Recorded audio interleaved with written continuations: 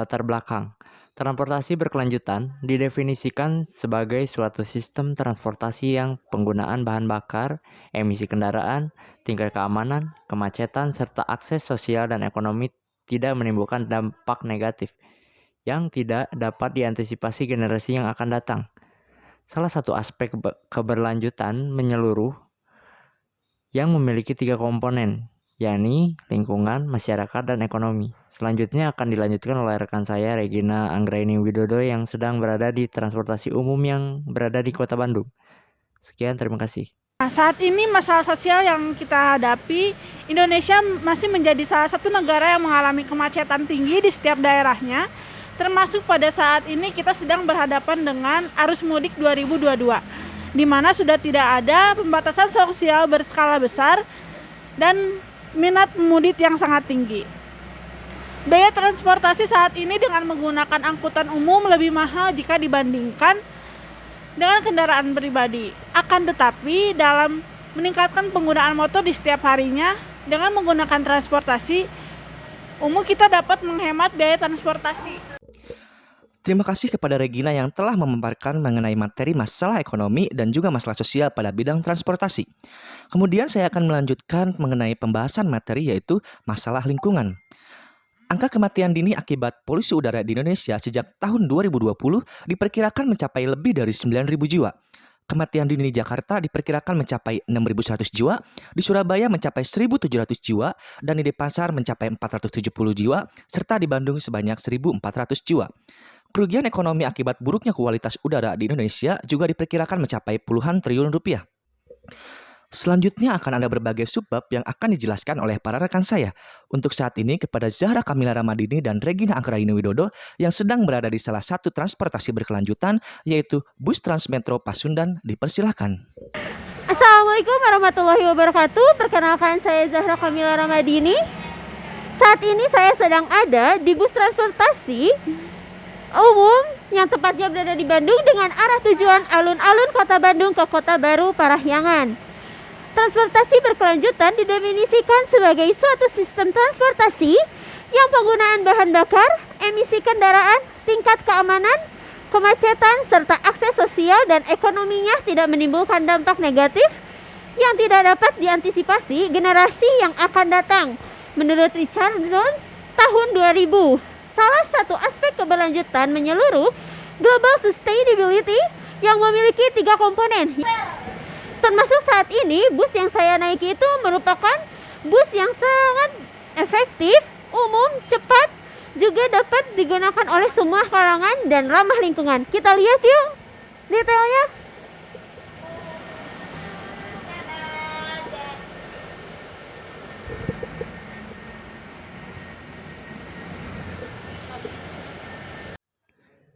Selanjutnya, saya akan membahas tentang keadaan transportasi berkelanjutan di Indonesia. Di Indonesia, pertumbuhan dan pertambahan penduduk yang cepat, meningkatnya urbanisasi, lambatnya perluasan sarana jalan, bertambahnya penggunaan kendaraan pribadi, transportasi di perkotaan belum terintegrasi dengan seluruh moda yang ada sehingga minat masyarakat juga sangat kecil untuk menggunakan transportasi umum yang belum berubah dan memilih kendaraan pribadi yang kemudian terjadi macet di mana-mana.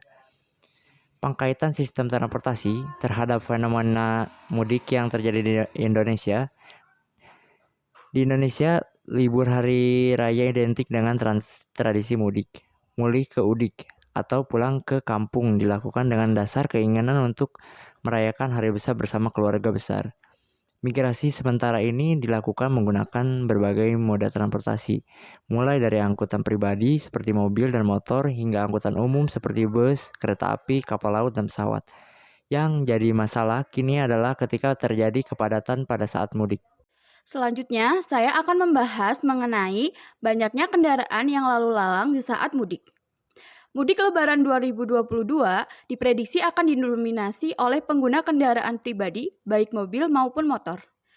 Badan Litbang Perhubungan, Balitbanghub, dan Kementerian Perhubungan, Kemenhub, memperkirakan jumlah pemudik tahun ini mencapai 85,6 juta orang yang mudik ke seluruh penjuru tanah air.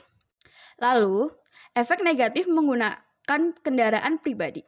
Pertama, menyebabkan polusi udara. 2. Kemacetan di mana-mana. 3. Emisi gas yang memperburuk keadaan bumi. 4. Bahan bakar yang semakin menipis. Dan contoh masalah yang terjadi yaitu 1. Meningkatnya jumlah kecelakaan lalu lintas. 2. Bertambahnya waktu tempuh antar wilayah. 3. Meningkatnya polusi udara. 4. Dan pemborosan energi. Selanjutnya kami akan membahas mengenai manfaat dari sustainable transportation. Yang pertama ada mengurangi polusi udara. Adanya sistem transportasi berkelanjutan di area perkotaan yang padat dapat mengurangi kebutuhan untuk melakukan perjalanan menggunakan kendaraan pribadi. Hal tersebut tentunya dapat menekan pengeluaran emisi kendaraan yang tidak baik bagi lingkungan. Selain itu, tersedianya moda transportasi umum yang terintegrasi akan berdampak pada pengurangan penggunaan kendaraan pribadi. Penggantian jenis moda transportasi tentunya akan mengurangi polusi udara yang selama ini disebabkan kendaraan sebagai kontributor utama pencemaran udara serta asap. Yang kedua ada mengurangi gas emisi rumah kaca. Polusi gas rumah kaca semakin lama semakin meningkat dan salah satu cara untuk menguranginya adalah dengan menggunakan transportasi umum karena dapat membantu mengurangi lebih dari setengah emisi gas rumah kaca. Sistem transportasi memiliki dampak yang cukup signifikan terhadap lingkungan, mencapai angka antara 20-25% dari konsumsi energi dunia dan emisi karbon dioksida. Transportasi umum mengeluarkan jumlah gas emisi yang lebih rendah per penumpang dibandingkan jika menggunakan kendaraan pribadi. Heavy rail transit seperti subway dan metro mengeluarkan 76% gas emisi buangan, light rail sebesar 62% dan transit bus sebesar 33%. Ketiga, menghemat biaya. Masyarakat dapat menghemat biaya perjalanan dengan menggunakan transportasi umum yang telah disediakan oleh pemerintah atau pemerintah daerah yang rata-rata memiliki harga terjangkau sehingga tidak perlu mengeluarkan biaya lebih untuk membeli kendaraan bermotor lainnya. Keempat, pengurangan kemacetan. Ketika sebagian besar masyarakat dari suatu perkotaan telah menggunakan transportasi umum, maka pastinya akan terjadi pengurangan kemacetan yang seringkali menjadi masalah di perkotaan besar di Indonesia. 5. Bertemu orang baru. Transportasi umum banyak digunakan oleh masyarakat dari berbagai kalangan dan latar belakang yang berbeda. Ada banyak kemungkinan bahwa kita bisa berinteraksi dengan banyak orang dengan budaya yang berbeda. Pada saat ini dalam SDGs terdapat 17 tujuan. Nah, dalam Transportation Sustainable Development yang telah kita bahas mencakup beberapa SDGs, yaitu dengan tujuan 3 yang menjamin kehidupan yang sehat dan meningkatkan kesejahteraan seluruh penduduk semua usia. Tujuan 8 dengan tujuan meningkatkan pertumbuhan ekonomi yang inklusif dan berkelanjutan, kesempatan kerja yang produktif dan menyeluruh, serta pekerjaan yang layak untuk semua. Tujuan 15 dengan tujuan melindungi, merestorasi, dan meningkatkan pemanfaatan berkelanjutan ekosistem daratan, mengelola hutan secara lestari, menghentikan penggurunan, memulihkan degradasi lahan, serta menghentikan kehilangan keanekaragaman hayati. Lalu, tujuan 16 dengan tujuan menguatkan masyarakat yang inklusif dan damai untuk pembangunan berkelanjutan, menyediakan akses keadilan untuk semua, dan pembangunan kelembagaan yang efektif, accountable, yang membuat proyek atau studi kasus dapat dikategorikan sebagai infrastruktur berkelanjutan karena transportasi umum sesuai dengan definisi dari transportasi berkelanjutan sebagai suatu sistem transportasi yang penggunaan bahan bakar, emisi kendaraan, tingkat keamanan, kemacetan, serta akses sosial dan ekonominya tidak menimbulkan dampak negatif yang tidak dapat diantisipasi generasi yang akan datang. Selanjutnya, di sini saya akan menjelaskan apa saja kontribusi terhadap SDGs.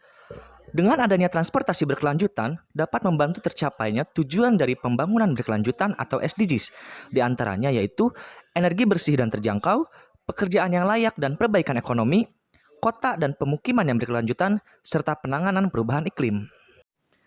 Bagaimana kelanjutan proyek atau studi kasus? Kedepannya proyek ini Kedepannya pembangunan transportasi berkelanjutan dapat terbangun dengan maksimal dan dapat digunakan oleh masyarakat.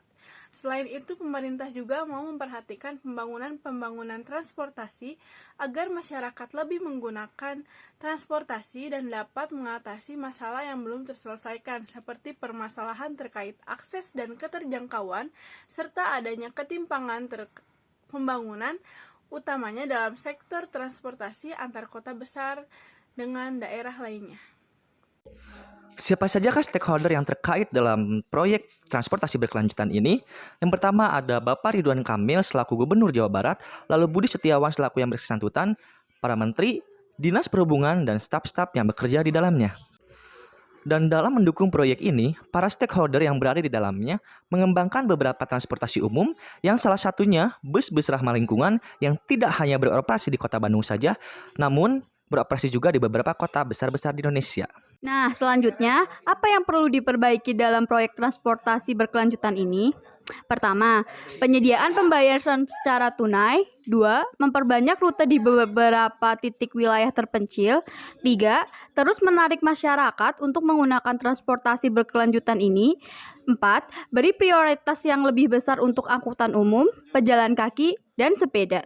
Selanjutnya yang kelima, mengembangkan peran kendaraan tidak bermotor dalam sistem transportasi kota. Yang keenam, perbaikan angkutan umum massal.